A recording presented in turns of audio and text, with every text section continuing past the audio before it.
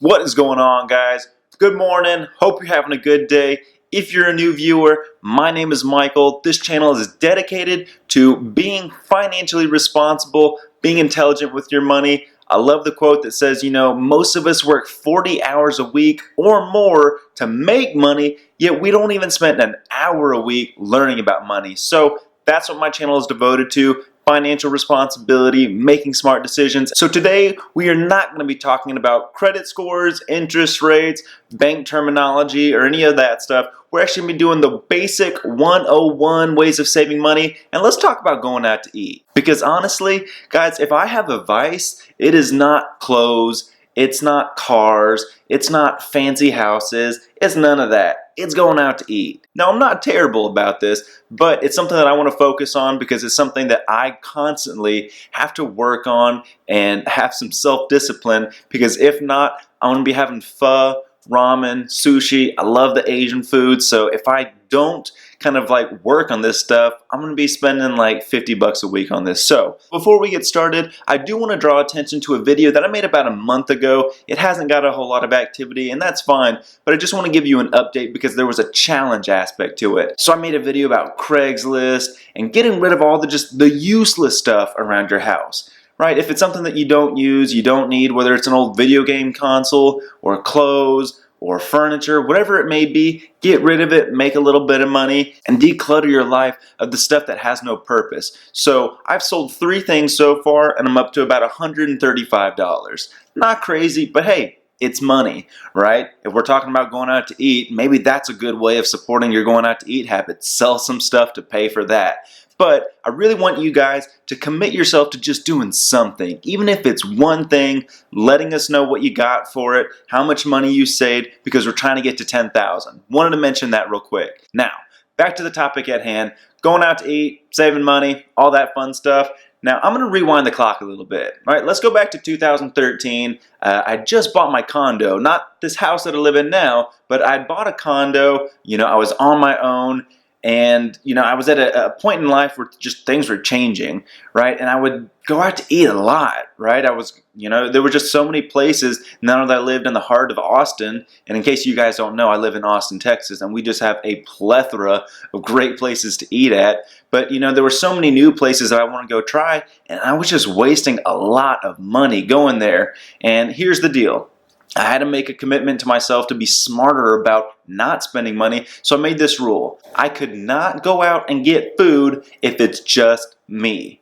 I cannot try a restaurant by myself. I can't go get fast food by myself. I cannot do anything if it's just by myself. So if I had a friend come in, if there was a college buddy that I hadn't seen in a while and we want to go have dinner, if it was someone's birthday, if it was a group thing, all okay. That was totally fine. But if it was just me, can't do it, sorry. Now that's not to say that if you go out to eat by yourself, it's like a sad or a bad thing. No, I'm not saying that at all. I'm just talking about saving money, right? Most of the time when people get food by themselves, they're just going to get fast food. Most of the people don't go and actually have restaurant meals by themselves. But either way, this is a good way of saying, you know what? If it's lunch or dinner or anything like that, I'm not going to waste money on food if it's just for me. Make going out to eat more of a social thing, right? It's fun to be there with your friends and enjoy a new restaurant experience with other people, and you'll be able to afford to go out and do stuff like that if you spend less money on food and going out when you go out by yourself. So that's rule number 1.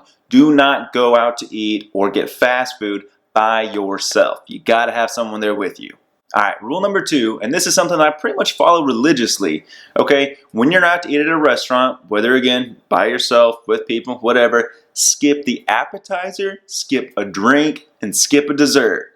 Now, that may be like, what the hell? Why do you even go out to eat if you're going to skip all that stuff? But look, the entree is why you go out to eat for the most part, right? That's your actual dinner. That's your actual meal. That's your lunch, whatever it may be, breakfast, who knows? But, if you look at the prices, let's say your meal is like 12 bucks, okay? But if you're, getting a brunch and that mimosa's $5, or it's a dinner and that cocktail's $7 and that appetizer's another $5, that dessert is $6, like all the other fluff stuff and ended up costing more than the actual meal itself. So just skip that stuff. I know it's hard to do, but at the end of the day, again, this is talking about saving money. I'm not talking about never, ever, ever do it, right? I'm just talking about saving money. Skip this stuff. Have some self-discipline.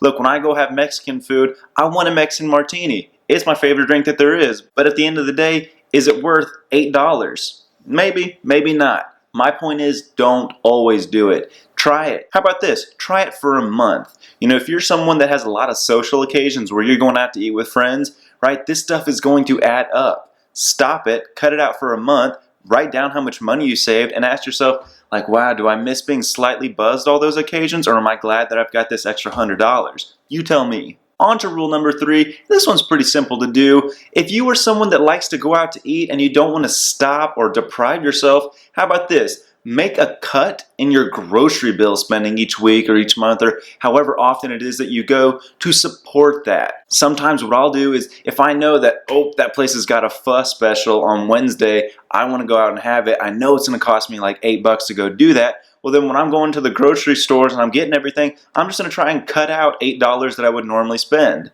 Right? If there's something that you typically buy every single week, but you can actually afford to cut it out, well, you can use that money to go do something else instead. It's not really saving money, but at the end of the day, it balances out because you're cutting something here and spending an equal amount over there. Now, you can't say, oh, you know what, I'll skip the $5 pack of whatever so I can afford my $50 over here. That's not how it works. Make it dollar for dollar. But that's it. Rule number 3. Cut out something from your grocery bill to support whatever you're going to go out to eat. Or if you go out to eat and you spend a certain dollar amount, find a way to cut that out from your next grocery shop. All right, rule number 4, and this one may not be practical for everybody, or at least it may not be practical Monday through Friday, but on the weekends or any day that you can afford to do it, try to take advantage of lunch prices. You know, typically they're lower than your dinner prices. You'll save money. It's really quick and easy. You know, one example that I can think of really quick is the sushi place that I would go to. Like I said, I cannot tell you how much I enjoy Asian food, and sushi is absolutely a part of that. So I would go out, I would have sushi dinners with my friends, and it would end up being like, I'd probably spend like $30 because A, sushi's not really cheap, and B, dinner prices. So what I would do sometimes to kind of like curb my appetite or my hunger for this stuff is that every now and then I would go out and I would just get a lunch special instead, whether I was at work, which I don't really support that habit anymore, and I'd advise you not to go out to eat for lunch at work. But you know, if I absolutely had to do that, I would try and do it as a lunch, because I would get almost the same amount of food for like almost a third of the price, right? Their lunch special is actually really good. So take advantage of lunch prices. It's small, but at the end of the day, it's gonna make a difference. All right, rule number 5, and this one may kind of hurt the foodies out there or the foodies that are watching this, but pay attention to quality versus quantity. Now this can go both ways, I suppose, but look, I've gone out, I've had a restaurant meal, probably the nicest meal that I've ever experienced. Truly, I don't regret this whatsoever. But me and a bunch of friends, we went out one time at this place called Uchiko, Austin, Texas. If you don't know about it, look it up. If you live here in Austin and you haven't tried it, look, it's gonna hurt your wallet to try it, but it's almost worth it. Because I don't go there very often. In fact, I think I've only been there like 2 or 3 times ever. But the first time, it was an expensive trip. I'm not lying to you when I say that I think I probably spent about $80 on myself. I know that's really expensive, that seems crazy, and it is. It's not something that I do typically, so don't misunderstand me. I almost never do that. But what I want to talk about is quality versus quantity. That Uchiko meal was extremely high quality. Like, it was some of the best food I've ever had. It was so unbelievable. But at the end of the day, it was $80.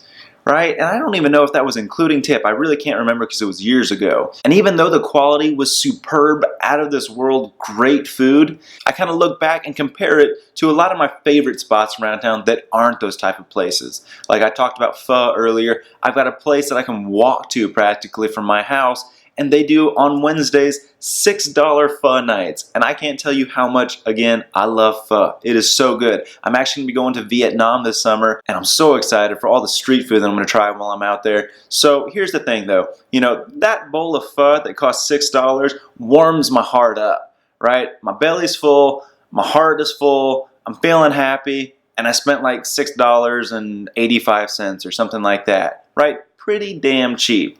If I'm spending $80 on this extravagant, wonderful meal that fills me up once, and sometimes you're really not even that full because while the quality is fantastic, the quantity is not very high, so I may not leave there totally full. Maybe I'm still hungry for more, right? Whereas on this pho visit, I've only spent $7, I'm stuffed, I'm happy, the quality is not bad at all, I love the food, and how many times can I enjoy that meal expense-wise compared to the Uchiko visit, right? I could probably go there 10 or 11 times for every one visit over there.